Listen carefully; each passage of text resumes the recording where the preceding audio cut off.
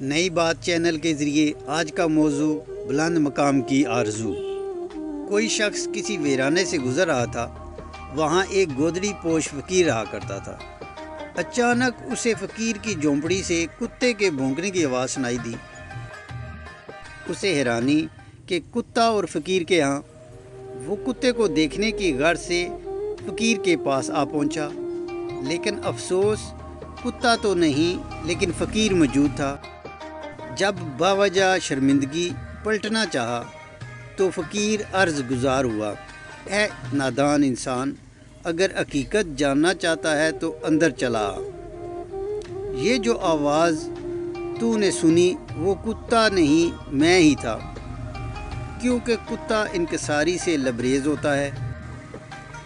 अगर मकाम चाहिए तो इनकिसारी इख्तियार कर।